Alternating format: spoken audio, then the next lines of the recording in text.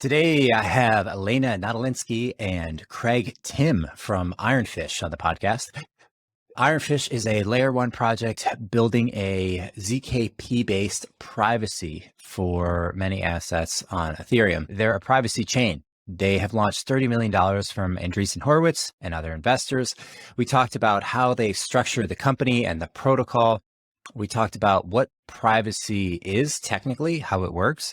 And then we talked about Tornado Cash and the $650 million hack from North Korea and the subsequent sanctions that were put on a protocol. So for the first time in history, there have been US sanctions on a decentralized protocol, a piece of code. GitHub removed the project. We talked all about that. I mean, these guys are front and center. Craig has worked at the Department of Justice previous to this, so he understands what goes on behind the scenes. We even talked about Silk Road. And then obviously Elena knows everything there is to know on the front lines of building a privacy project. So fascinating conversation, and I hope you enjoy. Elena, Craig, I'm very excited to chat with you guys. So Ironfish, why don't we start there? Elena, this is your baby. You started this project initially. Do you want to give a brief oversight as to what the inspiration was when you first started the project and just the general scope of what you guys have accomplished so far? Yeah. So would it be helpful for me to kind of walk you through how I got into crypto? Because it does tie into Ironfish a little bit. Might be Sure. like major question, but Sure. cool. Yeah. So I got into crypto in 2017. So I live in San Francisco, and San Francisco is quite an amazing city, primarily because whenever there's a new technology that kind of comes into the forefront, everyone in the city talks about it. And so my introduction was actually going to a dinner, and it was a dinner at Juan Benet's house. Juan Benet runs a company called Protocol Labs, and they have launched a project called Filecoin, if anyone's familiar with that. And this was, much prior before any of that. And everyone was very excited because Ethereum, I think, reached to $30. And so, kind of the entire space was kind of buzzing with the technology behind it, the potential, and so on. And so a few months later, the very first Ethereum-focused hackathon was announced called ETH Waterloo.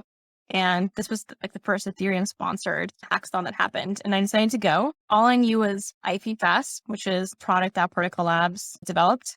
And I knew a little bit of Solidity. And so my project was decentralized video stream. There was two kind of things that were brought to my attention. One is blockchains are inherently transparent. Any major blockchain that you can think of, Bitcoin, Ethereum, and many others, they work on transparency. Validation works on transparency. So if I were to send you a Bitcoin or an Ethereum, every miner in the world has to see that transaction in order to validate it. And if a miner has to validate that my transaction of one Bitcoin is correct, they have to see my wallet, and they have to see all prior transactions related to my wallet to make sure that I actually have that balance. So that was one surprising thing because even back then, like Etherscan did exist. Etherscan today is way more advanced than it was back in 2017. But even back then, you can click on any wallet and look at all their transactions. The other thing that was surprising to me is, doing decentralized computation is an extremely hard problem. So for instance, my project was decentralized video streaming. So the way I did it was you take a, video file, you upload it to for that particular project was an AWS kind of node, the transcoding, and then it would upload those chunks to IPFS. And so what I realized is that Ethereum is not a decentralized computer, so to speak. It's kind of a different concept. Like you wouldn't do, video streaming on Ethereum. That doesn't quite make sense. So the problem that I was running into is, how do you do decentralized compute? How do you have a system that proves a certain computation was done correctly?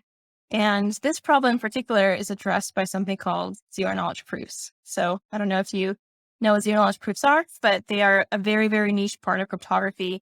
It was first started in the 80s by Shafi Goldwasser and a few others. And it's this concept that you can prove honest computation, that I can do certain computation and I can give you the output of that computation and give you a proof that the computation was done correctly without necessarily requiring you to redo the computation yourself. So fast forward to today, zero knowledge proofs are actually a pretty large topic.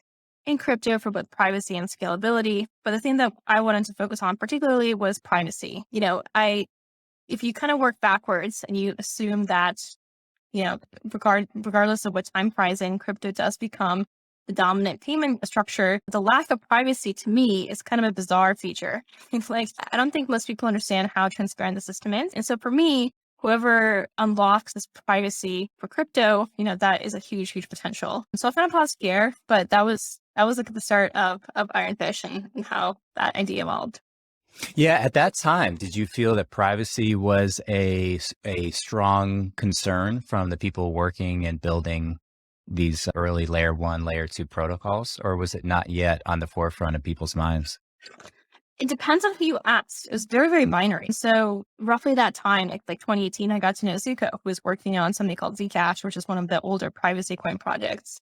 And, honestly, if you ask people who are already working on privacy, they think it's a very important problem. So, of course, how are we going to build a payments financial system with this level of transparency? Just doesn't make any sense. But when we raised our seed round, we actually did get pushback from investors of, why are you working on this?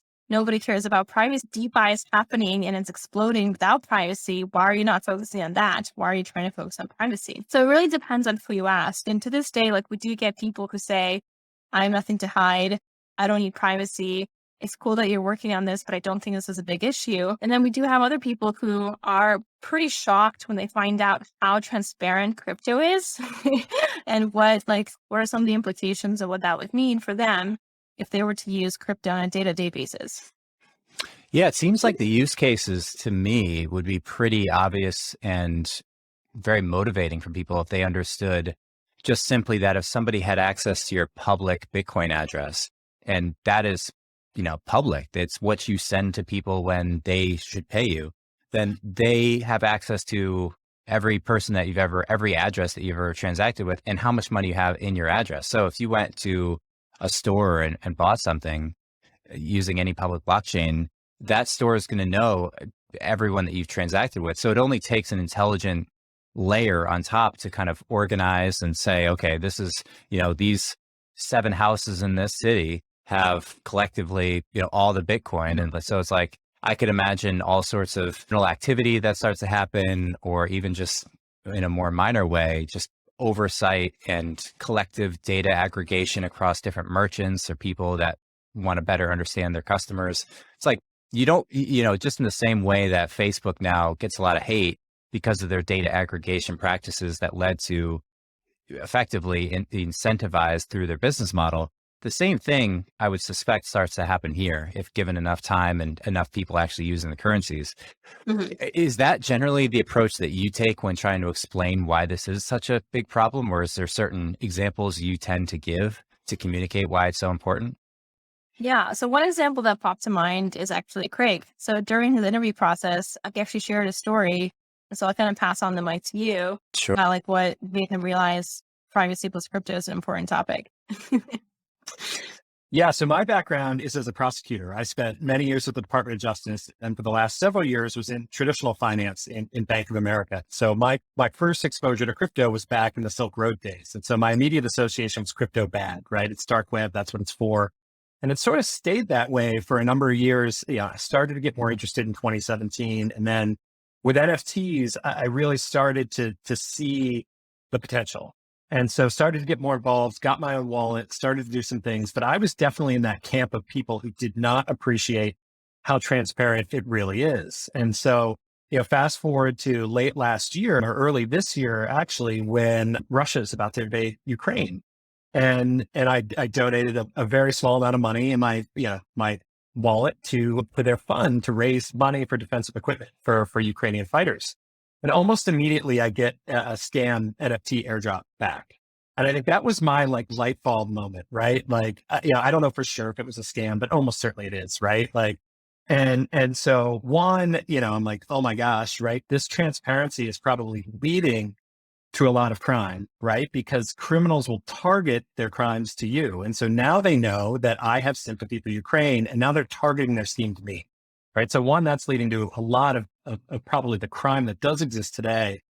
And then two, if the scammers can see it, the Russian government can almost certainly see it too. And And then I'm rewinding and thinking about when I bought my first NFT and I post on social media, and now my pseudonymous wallet is not so pseudonymous anymore because it links up to my real name.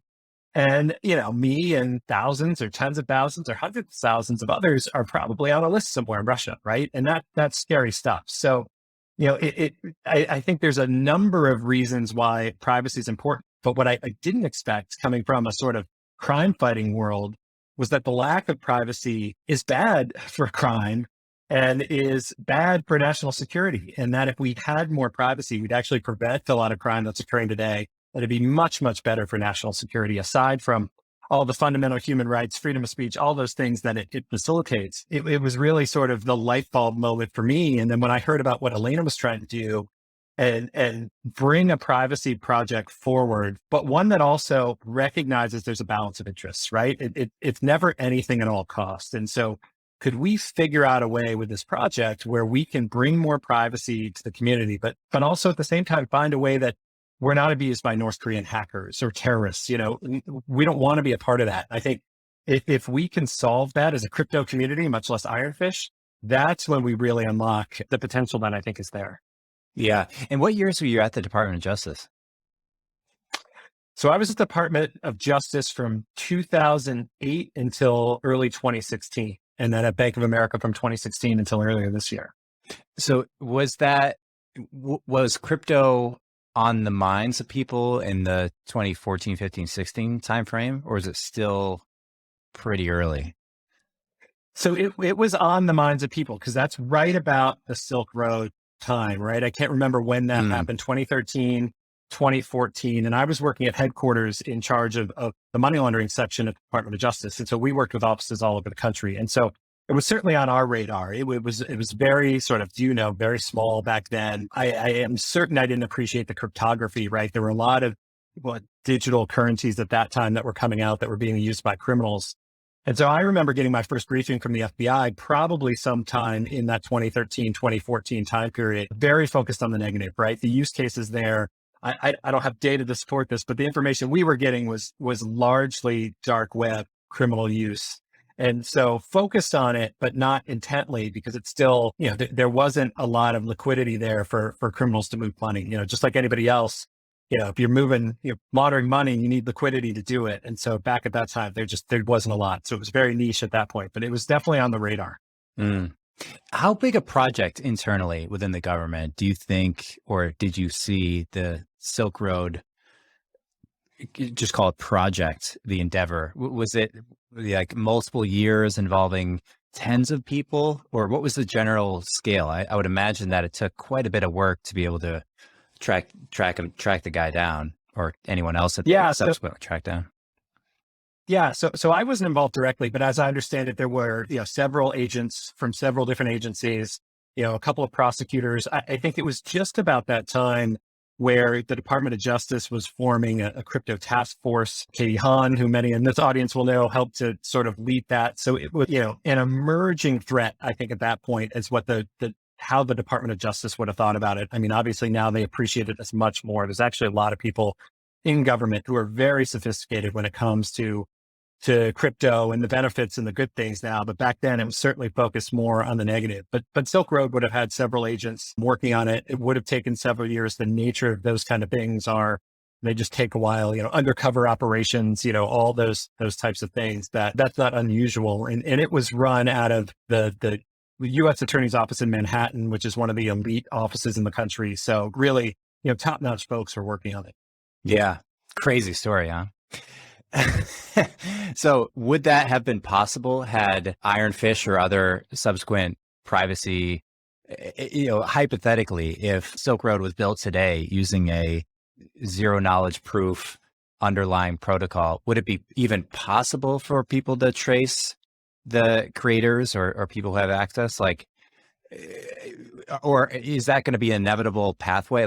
I'm not aware of any place now where you can exchange anything you want, but I would imagine that there's a market for it. Clearly, Silk Road existed and all sorts of illegal things were traded there. Technically, does anything exist now, or is it possible, or what generally holds back people from recreating that? Or is it just fear of the repeating history? I guess I'll I don't know, whoever feels most interested in that, maybe Craig or Elena. Yeah. Yeah. Go ahead.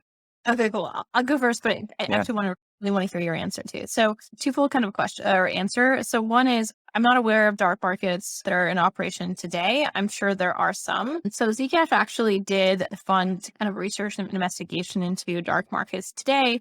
This was a few years ago. And what kind of cryptocurrencies do they use? And even though we have Monero, Zcash, and we have a lot of privacy solutions, their findings were that vast majority were still using Bitcoin and Litecoin because liquidity matters more to them than anything else. So that was kind of a surprising thing. The other answer that I want to kind of give is, kind of what Craig mentioned earlier, compliance and privacy don't have to be at odds. Like there are ways of building systems that protect the user by making things private, but also have controls and kind of, guidelines and built-in technology that would open up an account to be a authenticated person. So for Ironfish in particular, if every wallet has a view key and the person that has the view key can see all the contents of that wallet. So for instance, if an exchange or an individual is being audited or, if you need to provide, your wallet for any reason, there is a way for you to do so. So that's kind of one thing, but I actually do really want to hear Craig's answer as well. Yeah. So short answer is yes, absolutely. If they were using, cryptocurrency with zero knowledge proofs, you could still catch criminals. Criminals have used cash forever, right? And cash is sort of the same way. If you think about cash as fiat currencies layer one, right? It's private, and for a lot of good reasons, right? That privacy is really important, and we can talk more about that.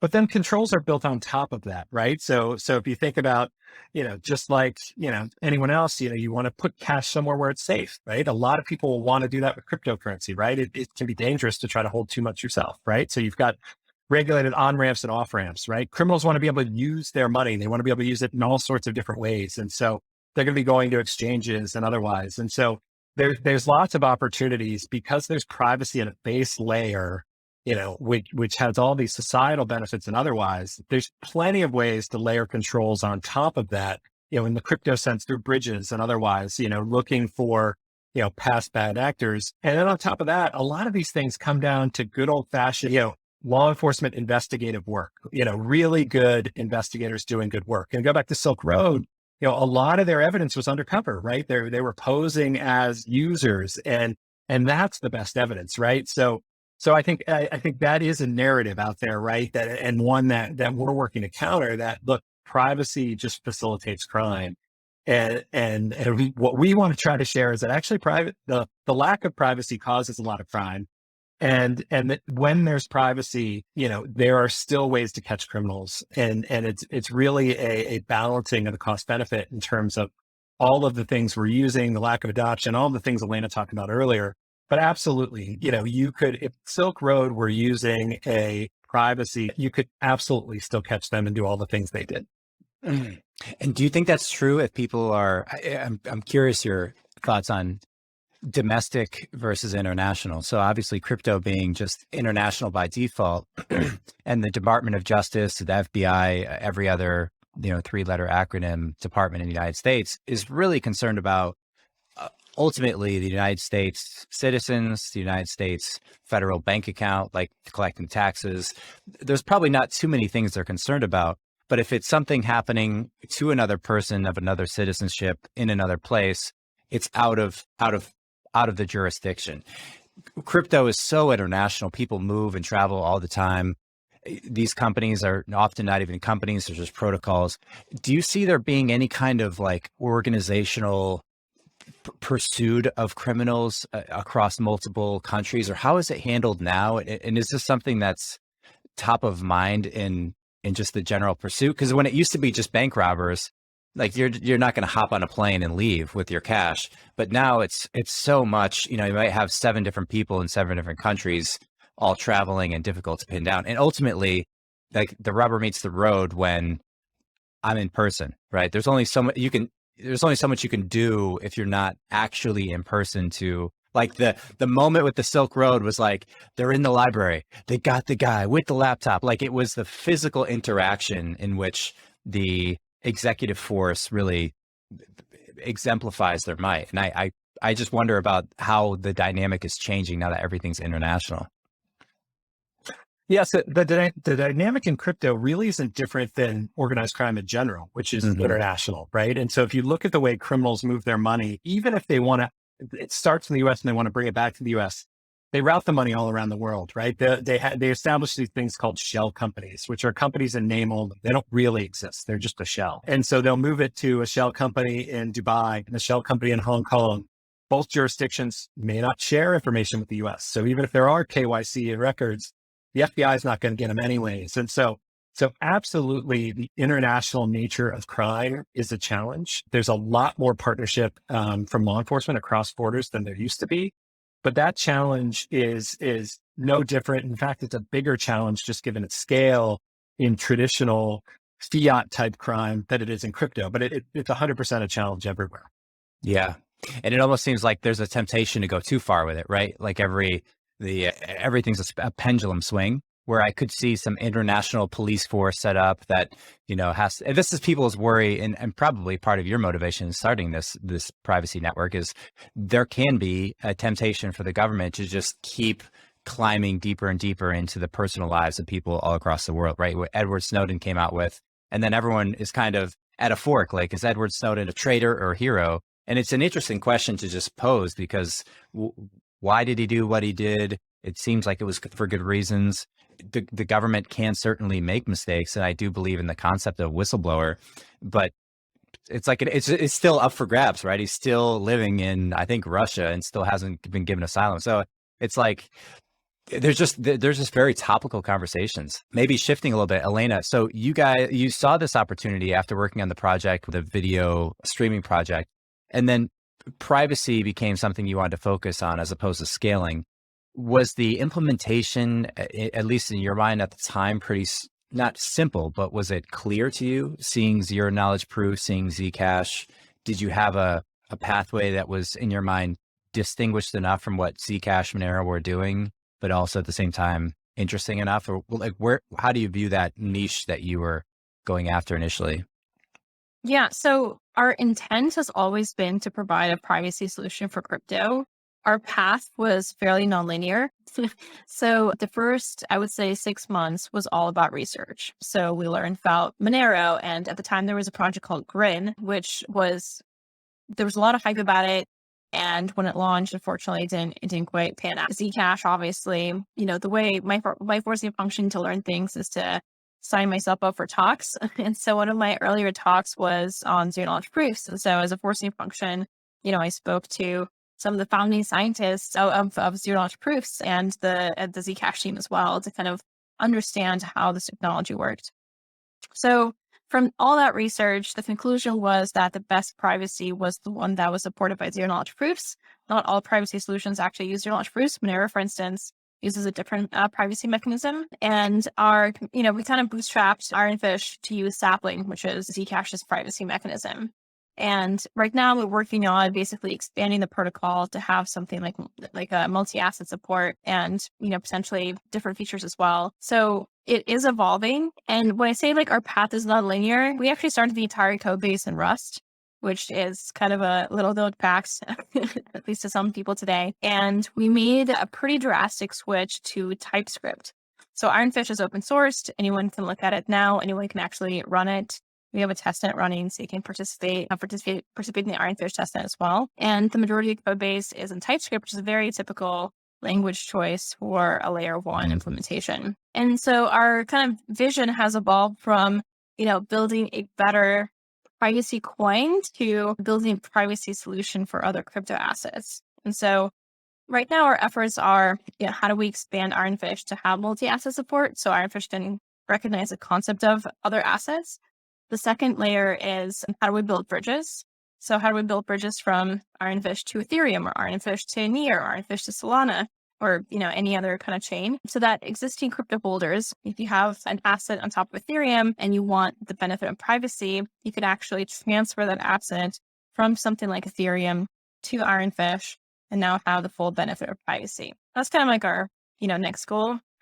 And then for privacy in particular, like the holy grail is privacy plus programmability. How do we have the richness of DeFi or something with programmability, but also have the benefit of privacy. And so kind of our third effort, which, I'll be very transparent, is very, very much down the line. There's a lot of things that are going to take priority over this in the short term, is how do we support a layer 2 that does have programmability? So we're looking into layer 2 ZKVMs. And so the Southern protocol that we kind of started off is we're evolving it to our needs to have a platform that it's still a layer 1, but think of it more of a privacy platform for all crypto assets that we bridge to, and in the future have the ability to have programmability as well.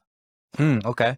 A couple questions on that, but I want to ask you just general size of the project so far, or company project, I'm not sure how you label it, but it raised about 30 million in venture capital. Is that right? Or what's the project? Yeah, that's pretty close. So we raised our seed round for $5 million by Electric Capital, or they were the lead. And then we closed our Series A with FinCEN, and that was 27. Yeah. And where did that money go? Did it go into the private company building the token, or like how did you structure the organization? So Ironfish is, a C Corp. It's actually fairly standard structure. And we can have an entire podcast on corporate structures in the crypto world because there are quite a few of them for many, many different reasons. Right now, Ironfish is a pretty vanilla, C Corp. And so the money is going into developing the protocol itself. So our kind of target right now is to hire the best talent and actually drive this thing to fruition. So that's kind of where the funds are going to. So money going into developing the protocol itself, meaning money went into the C Corp in exchange for equity in the Correct, C Corp? yeah. Got it. And is the idea that the end value of the C Corp would be sold someday? Or I would imagine that what you're building is not owned by the C Corp, in that it's a protocol? Yeah, so there are many other layer 1 companies that are pretty great examples of how this is done. I mean, Ethereum Foundation is kind of one example, even though it's atypical in a lot of other ways. But mostly layer 1 teams or companies, the way they launch their protocol is when they launch mainnet, the first block is called the Genesis block. And the Genesis block usually has some preset amount that either goes to the company, the foundation, sometimes combination of the two, sometimes none of that. So it really depends on how the company structures it or how the team structures it. So for us currently, the Genesis block would go into the company. The company has plans to do future grants, R&D operations, future hires, maintain the ecosystem, building new features. We're not thinking of that us launching the protocol is like us kind of stopping our efforts. So yeah, I'm not sure if that answers your question or not, but there's a lot of work to do. So basically you're saying that the C Corporation created the Genesis block, allocating itself to be the owner of 20% of the initial token, some percentage, and then investors will look at the investment as, hey, I own 30% of a C Corporation that then in turn owns 20% of the tokens of this project. And so effectively they're tracing value to what are the tokens going to be worth, and tokens might account for, 99% of the value of the C Corp. So is that the general mechanics of how it flows? I find it interesting because like you said, there are so many different configurations. Yeah. So we're, exact numbers are not published yet. We're still actually working on that. So I can't really commit to any of those numbers. But most teams, if you look at any other layer 1 project, they're pretty explicit into how the funds are being allocated and how they're being distributed.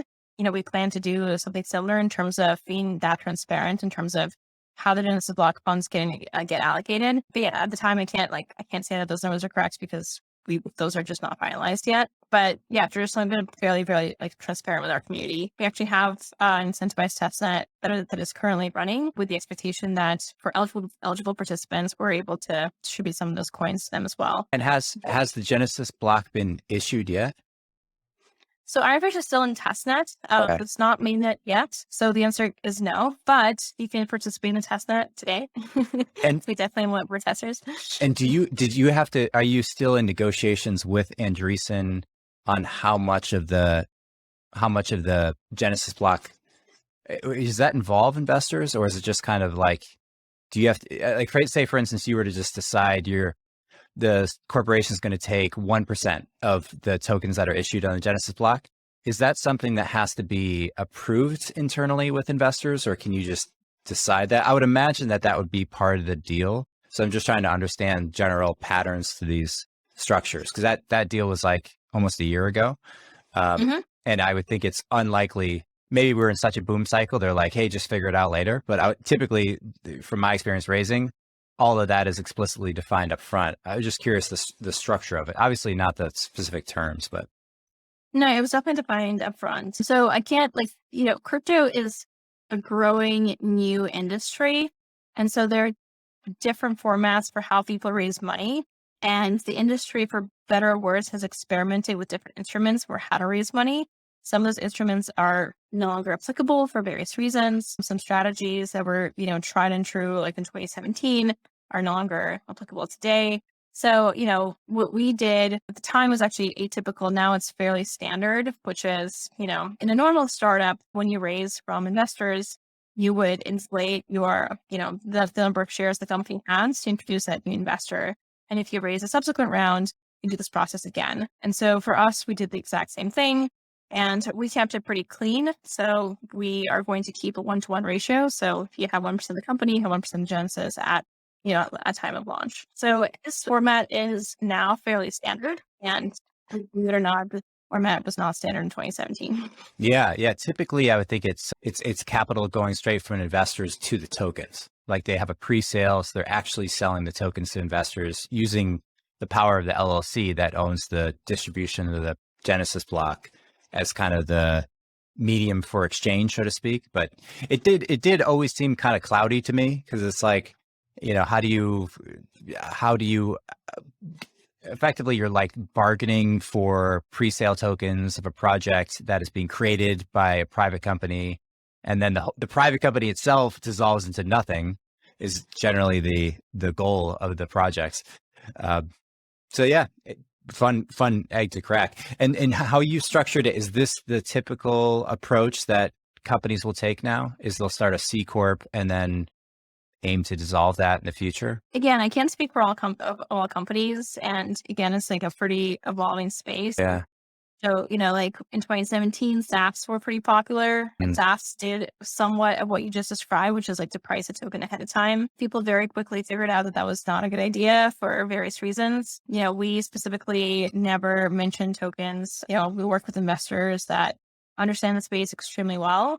They understand the project extremely well. Those are investors, are crypto investors. We wanted to make sure that, we have investors that know exactly what they're getting themselves into. And yeah, the process that I described is somewhat typical, but the space is also evolving. Like we're seeing a lot fewer L1s coming on, and we're seeing a lot more DeFi protocols, some layer 2s. So this, obviously your company structure or how you issue tokens or shares or whatnot is very tied to what your product is. If you're a DeFi protocol, you might have a totally different structure than a layer 1 or a layer 2. And so it's, it honestly is a case by case basis, depending on how your protocol is set up, what your project is doing, what your future plans are. You were talking about dissolving the company in the future. Some teams plan on doing that still. Some plans do not plan on doing that. Some teams kind of are focusing on supporting the foundations of the company in the future. Some teams do not plan to do that. Some teams only have a foundation. Some teams only have a company. Some teams have both. So, some teams have a DAO. Some teams have the community and, full anarchy. So it really is like a huge spectrum of how the team decides to structure their governance model in the future. So it is pretty hard to say like what the standard is. Yeah. It is fairly evolving, but we are definitely as an industry, at least in the US in particular, are definitely moving away from pricing tokens and kind of having this model that was popular in like 2017 era of, investors get a premium on like a pre-sale of tokens. We're definitely not doing that as an industry anymore for sure. Let's talk about things that are more recent. So not specifically with Ironfish, but today, for instance, is the Ethereum merge, I think in like 5 hours or something, some relatively new time. Celsius and Luna went through major collapses a few months ago. What are other things that you feel are either going to happen soon or have happened soon that are very relevant and are actively shaping the crypto world? Is any particular stories or things that you guys have stayed particularly attuned to given your space? So one thing in particular that, I really, I'm sure that Craig has a lot to say about is Tornado Cash. So I can kind of set the stage a little bit, and then, hopefully Craig can add some more color. So Tornado Cash was, and I guess still is to some degree, a privacy protocol on top of Ethereum. So what it allowed you to do is, it was labeled kind of as a mixer where people can put funds into the protocol and then withdraw them to a different address, for instance, with the attempt to break linkability between like one wallet that put the money in versus the wallet that took the money out. And so unfortunately, it was used mostly, not mostly, but there was quite a large volume of activity that was used by hackers. So if a hacker, for instance, stole money from a protocol, they would use Tornado Cash to try to obfuscate that line of funds. And so OFAC, or the U.S. Treasury Department, actually sanctioned Tornado Cash Ethereum addresses, which was very surprising, a precedent in a lot of ways, because this was the first time that they sanctioned code, not a person entity, which was very shocking and strange for a lot of reasons. Code cannot defend itself versus an entity or person can. Code can mean a lot of things. And so the crypto community kind of as a whole, it was a Pandora's box of questions. Is it illegal for me to write cryptography code? Am I going to get in trouble? Am I going to get arrested if I write cryptography code, right? Am I responsible if my open source library is being used for nefarious reason? Tornado Cash is code, but it was deplatformed on GitHub because the sanctioned language was very vague. It said, we're going to sanction Tornado Cash, but Tornado Cash is just code. And so GitHub deplatformed the entire project. So then we had a lot of questions about, wait a minute, isn't code equal to free speech? Why is that happening? Non-privacy crypto projects also had, a lot of questions. Is it our responsibility? Is it the responsibility of the protocol to have these extensive measures to make sure that bad activity is not happening in my protocol?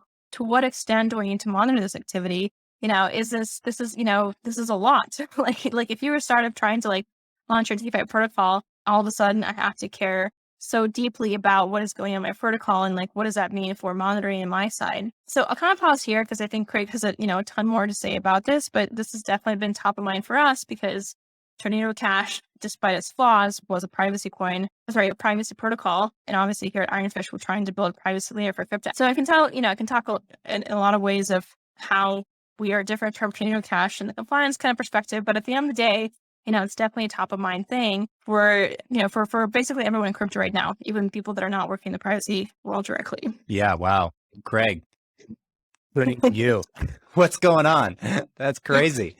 Typically, in addition to people, OFAC would sanction countries. So there is kind of a precedent for kind of a collective, but what do you think of this? Well, so there's absolutely is a precedent. So the laws that OFAC operates under allow them to sanction foreign persons or entities. And so that can include countries, and it can include the property of those people. US people can't be subject to sanctions. They can be told what to do, but they can't be sanctioned. So, and we've seen it in the context of mixers before. So a couple of months before Tornado Cash, Blender.io was sanctioned, and that didn't raise a lot of eyebrows.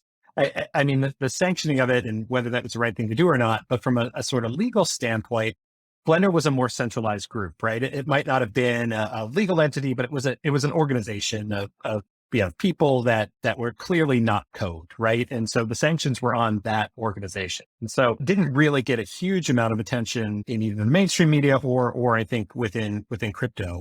What's different here is the sanctioning of the code, and it's sanctioning of code that, there were, I think, something like 40 addresses, give or take, sanctioned. And the majority of them, I think even vast majority of them were code and addresses without an admin key. So they could not be changed or controlled by anyone if they wanted to. And so that was really striking, because the whole purpose of OFAC sanctions are to change behavior. They're not punishment. That's the Department of Justice. Those are criminal laws. So North Korea is sanctioned with the goal of having them give up their nuclear weapons program, right? If they do that, you sort of sanction a country, you establish a goal, and then if they act consistently with that, the sanctions are removed. That happens all the time for both people and countries. And so here, when you have code that can't be changed or controlled, it sort of raises a question of, how does that fit with the goal, right? It actually can't change. So a lot of legal questions, right? What does that mean? Is it authorized under the statute? Does it create other constitutional issues, right? There's a line of case law that says code of speech, but there's also another line that said, deploying code can be action and can be, but I think in terms of, sort of, and unfortunately, there's still a lot of questions out there. We got some guidance from the Treasury Department just yesterday. The first thing they said since their press release, where they said for U.S. citizens out there whose money is currently stuck in Tornado Cash, because if you're a U.S. person, you cannot use it now. It is against the law to use Tornado Cash. And so there were some people who just have their money stuck. They did say that you can apply with them for a license to get your money back, so long as you can prove that it wasn't nefarious, it wasn't North Korean money. There was a lot of dusting that went on. I don't know if you saw this, but sort of post-sanctioning, people sent very small amounts of money through Tornado Cash to famous people. So Jimmy Fallon, Elon Musk, and that transaction is technically illegal, sort of, I think, not for a nefarious purpose, but to sort of point out, like, how do you do this with code that can't be changed, right? And so they said that that's okay. Look, that's not maybe a technical violation of the law, but we're not going to worry about that. But they did reiterate that for U.S. people, it is still illegal to use Tornado Cash. And I think, so a lot of that will be dealt with in the courts, right? Like there are already challenges to it. Coinbase, on behalf of several of their employees, has already filed a lawsuit challenging it. There'll be others. So that'll get sorted out. But I think in terms of, what can we learn from it in the interim? The estimates that I've seen from TRM Labs and Chainalysis and otherwise is that somewhere, in the neighborhood of 30 to 40% of the activity going through Tornado Cash was identified as being bad. So clearly from a U.S. government perspective, that was too much, right? Like that made them willing to take that action. So right or wrong, like we've got to know that as a community, right? Like, and I don't think anybody wants their protocol to have 30 to 40% of criminal activity, right? That's a failure. So we've got to figure out going forward, how do we get that number down, right? And part of it is through controls, which we can talk a little bit about how we think we might do that, but also it's raising the denominator of good users that use this, right? It's helping, there are a lot of good people that use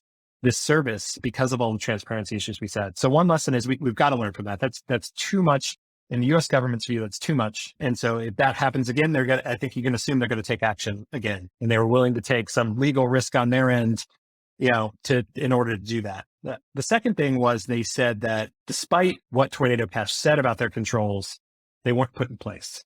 So I don't think we know anything about what that means, but they weren't satisfied that Tornado Cash was doing what they said they were going to be doing. And so that, I think it's really, it's been an awakening to the community in a number of ways. One, just the sort of, potential assault on code and open source software and the need to really defend that. But I think also really thinking through, getting back to our conversation from earlier, it's sort of, it's this age-old balancing of privacy versus security that goes back, to the beginning of time, right? And how do we get that balance right? How do we get it right to where we can have maximum privacy, but not be abused to that extent by North Koreans and people that nobody wants? And I think that's been an interesting discussion in the community since then. And I think will be really interesting to follow as us and others try to sort of figure that out in the months and years going forward.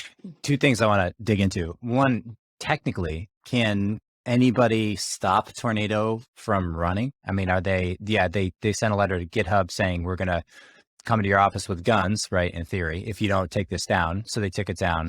There's other places you can host it. Like, is this technically possible to stop? Or is it just the threatening of the law to do it? Elena, maybe I'll point that to you. Yeah. Sure. Craig was about to answer something as well, so I want to hear that answer as well. But I want to jump in on the GitHub thing, but go first on the. Okay, yeah. I don't think anyone went in with guns to GitHub, but the threat is there, right? Like that's why they took it down. Is right. You're like, if you don't, what happens? Well, we're going to come to your house and we're going to come to your office. Like that's the end. That's the ultimate reason they do it. Is right? I mean, if I were to send them an email to say, hey, take it down, guys, they're not going to take it down, no matter how much I asked. Yeah. So sanctions, this is one of the challenges with sanctions. So they are an area of the law that's called strict liability. And it means that you can violate sanctions even if you don't know you're doing it, right? If you happen to later violate it, You don't, you usually, to violate the law, you have to have, criminal intent. You got to want to do it. You got to be reckless. Sanctions is different. And so what you've seen, I think, in the wake of Tornado Cash and the lack of guidance, even the guidance that came out from the U.S. Treasury Department didn't address, really some of these side issues. You saw people being ultra conservative, right? With, not wanting to get close because they know even if they're acting in good faith, I'm sure the people, thought that the code they were publishing on their website was protected by free speech, but they didn't want to take a chance because the U.S. Treasury Department didn't tell them. So I think in some of these cases, you see the repercussions of sanctions being this sort of, very strict application of them. And then also people just not wanting to touch the line. And so when you don't get the guidance from the government in terms of what it means, you actually see a lot of over compliance, over cautiousness. And I think that's a lot of what you saw happening with GitHub and others. Okay. But technically the code can still run. People can still use it just the same as they could a few weeks ago. So Ethereum is an immutable ledger, especially if you launch a smart contract the way they did with no admin keys. It is immutable in nature, which means it will run on Ethereum forever. It will exist on Ethereum forever. Right. So technically, from a very technical perspective, it is there forever. Now, logistically, because of US sanctions, like crypto right now is like a multi-layered, kind of industry. So for instance, if you want to interact with Ethereum today, you're probably not going to run an Ethereum full node in order to do so. You're probably going to, use a third-party service. If you use MetaMask, which is a popular Ethereum wallet, you're going to be using something called Infura, which is a third-party service that runs that full node for you that your wallet can talk to. Infura is I believe is a U.S. company, or if they're not, they're still complying with sanctions. The alternative to Infura is Alchemy, which is kind of their competitor, which is now kind of like overtaking the space in terms of being this like full node service provider. They're definitely a U.S. company. They're definitely complying with U.S. sanctions. So from a very logistical perspective, because there are so many U.S. companies that are kind of propping up crypto as a usable product, because of those sanctions, it's logistically would be very, very difficult for you as an individual to interact with Tornado Cash today. So it's kind of a weird answer of like, technically, yes, it will live on there forever because that is how blockchain is constructed. But, it comes at a cost of convenience. You have all these tools that are U.S. companies that do not support the protocol. So logistically, kind of no. But wouldn't there be, I would imagine that the U.S. is still relatively, we're a significant player in the global space, but still there's, many, many other countries that play in crypto. Is there not one that, if no other country has sanctioned Tornado Cash, I would imagine people are using Tornado Cash like crazy other places. Is that not the case? Like, is it just kind of a monopoly of Tornado Cash providers in the US? Yeah, again, it's like the tooling around it. So I haven't looked at Tornado Cash volume in a while, but days after sanctions, like people posted graphs in terms of usage or liquidity or volume or et cetera, and it definitely dropped down. So there's, practically very, very little activity happening in Tornado Cash. So the result is, yes, like for better or worse, US actually has a ton of sway in the crypto world because a lot of companies still are being produced in the United States that actually prop up the entire industry. And then the other thing I want to ask is, where is this coming from? Are there so many hacks that there's just a ton of cash and hackers just are like flowing 40% of the network's volume with all of their successful hacks? Or like, would you suspect that the vast majority of the money flowing through is like lower level crime, like people stealing gift cards from places under $100? Or are these like, hey, where is all this coming from that's running through the Tornado network? That's a great question. So the article, or I don't know, the official kind of statement that OFAC did when they did the sanctions explained it quite well. So they pointed out to a few hacks that were fairly big in magnitude in terms of like the volume that was directly tied to North Korea. So one of them was the Ronin hack. So Ronin is a gaming company, and through a pretty elaborate hack, they were able to extract something like 600 million from the protocol, roughly. I don't remember the exact numbers, but you can look up the sanctions article. The other half that they mentioned was Nomad, which to me was a bit surprising because Nomad hack happened days before the sanctions thing happened. So I felt like, they're definitely paying attention to the crypto world in a pretty like acute way. And so that hack was like 160 or 70 million. I don't remember exactly, but somewhere in that ballpark. Obviously not all those funds from Nomad, at least, not all those funds were, that went to North Korea, but basically like it's a very transparent chain, so we can actually see where the funds that resulted from those hacks are going to. And the Ronin hack in particular, that was very much directly tied to North Korea. And so the magnitudes were just pretty separated. Things like in the article itself, they mentioned, and again, like, please check my numbers, but North Korea, because of sanctions, is able to get like less than $100 million into the country each year.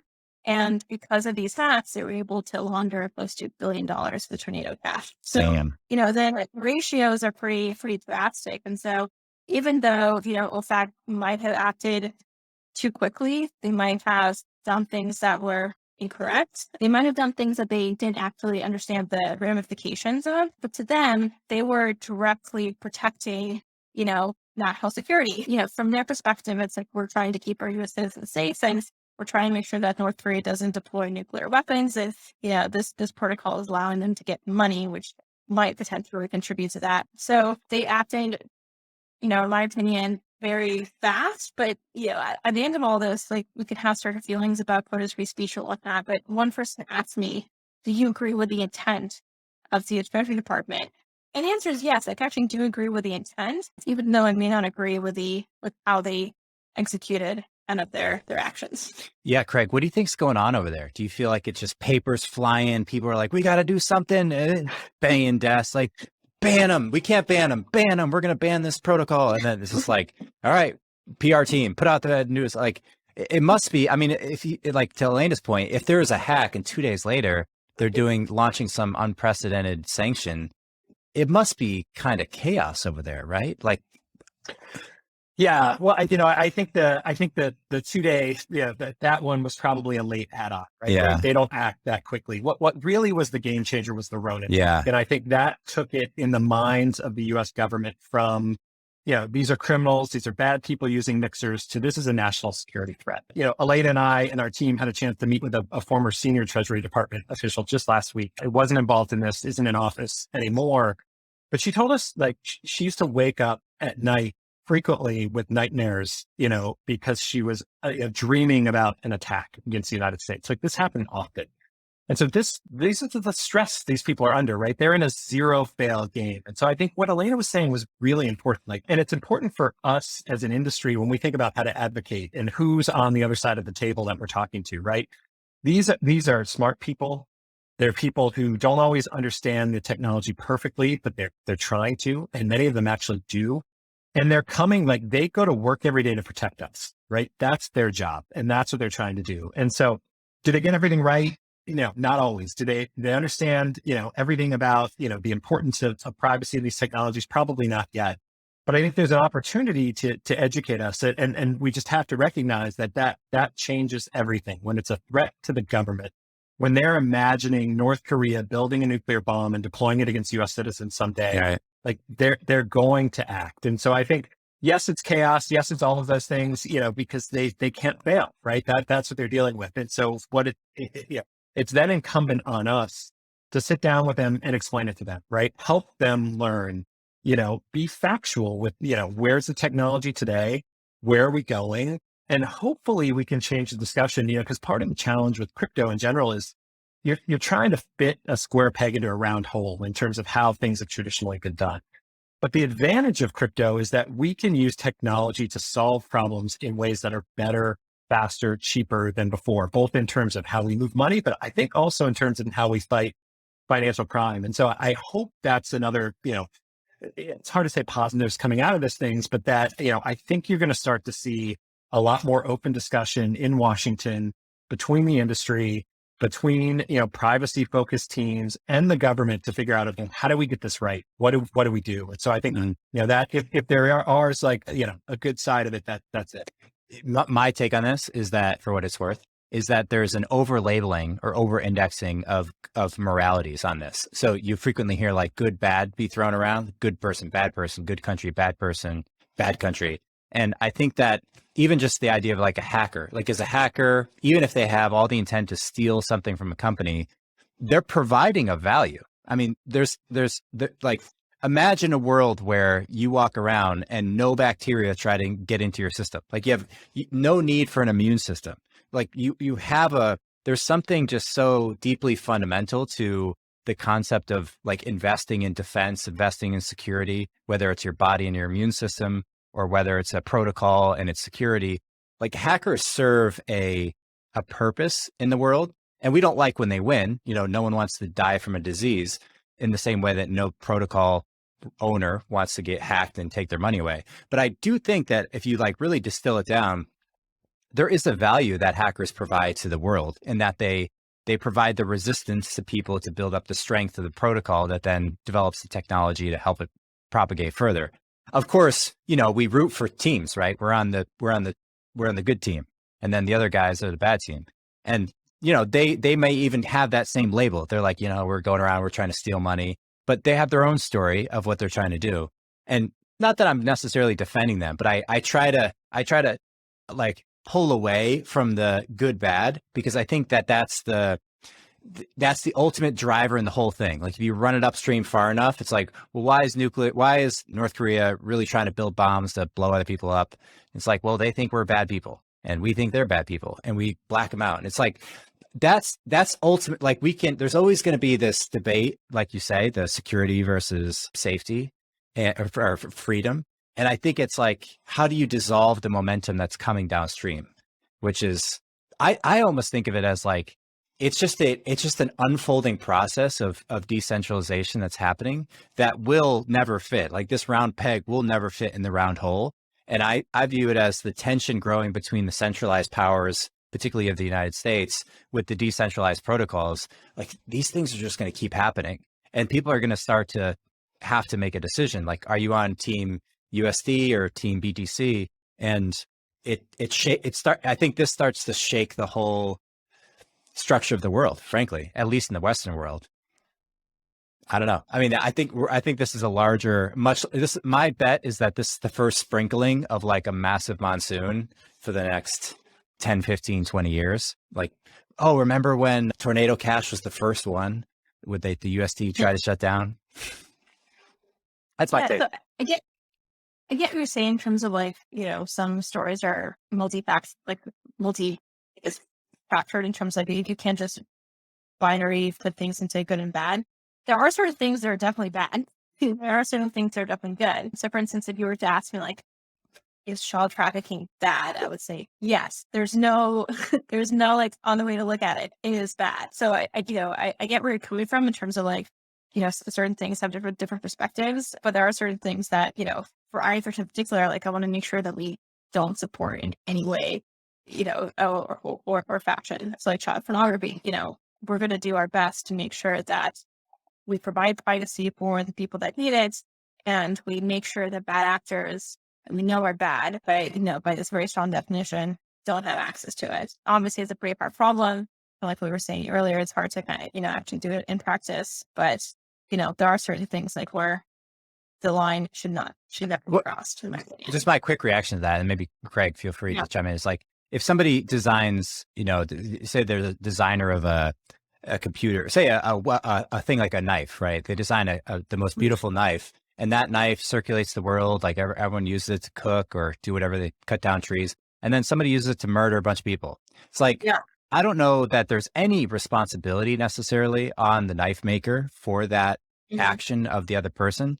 You can recognize the distance from the level of abstraction from that. Like if I'm building a remote for a TV and someone uses that remote, like the degree of separation varies. Like if you're manufacturing bazookas, like, and someone uses it to blow up a building, that's closely aligned to the intent of the product. But in your case, it's like, you're kind of just offering this up in the world, like a math, you know, that's the beauty of IC protocols is here's the open source project world, use it how you will. And if you don't do it, somebody else will in some other part of the world. I don't know. It's interesting. The other thing I just say is that the U.S. government is not, you know, a monolith too, right? Like there's a lot of different parts of it who have a lot of different feelings, right? And they sort of range, right? There's some that, probably feel like you said, right? And want to just shut this all down. There are others who are, very pro this innovation and really see the potential. And so, I think that's important to remember, right? They're different people with different views and arguments to be made. And ultimately, the Congress is going to decide, right? The US government certainly could have taken more drastic steps to this point if they wanted to kill crypto, right? But there's enough people in government that they think this could be big and they want the US to be involved in it if it is. And so I think you've got to take that as your starting point, right? Like, I don't think many of them are viewing it as an us versus them. This is the sort of line in the sand. And so I think it's incumbent on us to just continue to educate so that they can see the good, see the bad. You're never going to convince everybody, but I think you have over the last couple of years seen more and more members of Congress. I think if you look at the Treasury Department, OFAC sister agency, FinCEN, they actually put out some really good stuff. They've made very clear that privacy protocols, don't need to be, they are legal. So from their perspective, like if you put out privacy software that is legal, that's not against the law, they don't think they need to regulate it, right? They understand decentralization. So I think there's just the US government is really complicated, right? It's a complicated place with a lot of agencies and a lot of people, and the views run the gamut. And so I think, because you hear somebody on TV express some views that you don't like, that not everybody, and maybe you're not going to get them, but I think there are definitely people willing to listen. And I think that's the majority of people, at least that I've found, whether it's a Treasury Department, Department of Justice, or Congress, most people are willing to listen and haven't fully made their mind up yet. Yeah, sounds about right to me.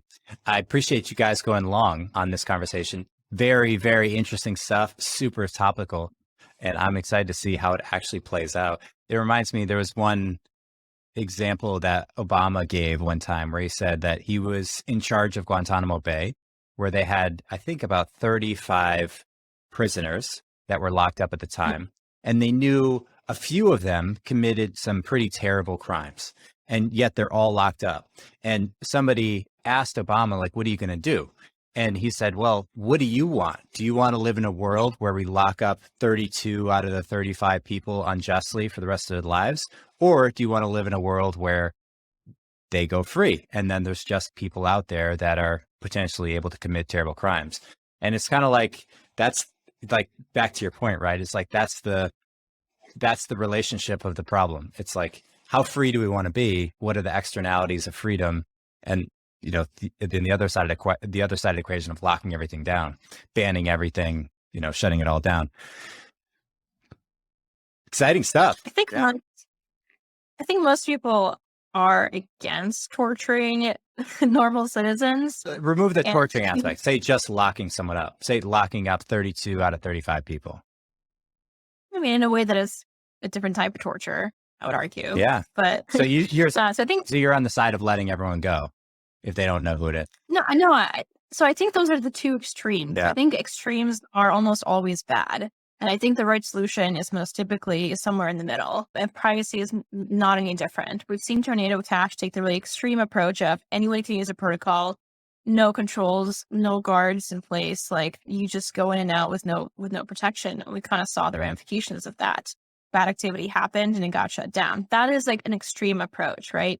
The other extreme approach is full transparency, which I think is bad in other ways. And so the solution is somewhere in the middle, which is like, how do we have privacy with some controls so that normal people can use it? They can protect their wallets. Most phishing attacks actually happen because they know the contents of your wallet. They know exactly how to attack you, how to approach you, how to do social engineering, because they know exactly the contents of your wallet. So in a lot of ways, privacy does protect. And so the solution is somewhere in the middle. So, for that Guantanamo Bay thing, like, the solution is probably somewhere in the middle. Like, the two extremes are not a solution, in my opinion. Yeah. So I don't know. I remember what the last topic of this was, but yeah. Moderation is always a path. Yeah. Yeah.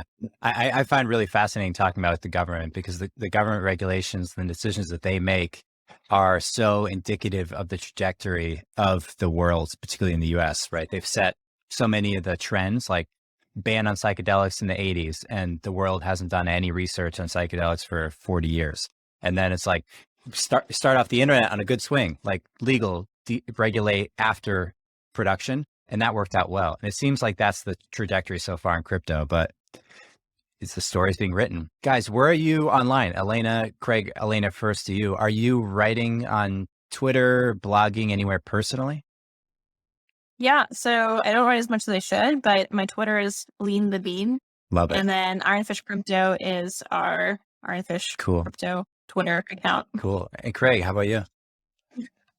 Yeah, I'm on Twitter, Craig M. Timm, Timm, and then also on LinkedIn, which I think is an underutilized resource for us in crypto because that's where the decision makers sit, right? Like we get in our bubbles sometimes on crypto Twitter and it's great. And I'm learning a lot as I'm new to the space, but the ability to influence is over there too. So I definitely encourage people to get in that space, start some of these same discussions on that side, because you've got law enforcement, you've got government, you've got people at the Treasury Department, you've got people in the financial institutions, a lot of people who may not be on crypto Twitter. And I think we really need to take an yes and approach to where we're having these discussions and who we're talking to. Yeah, good one.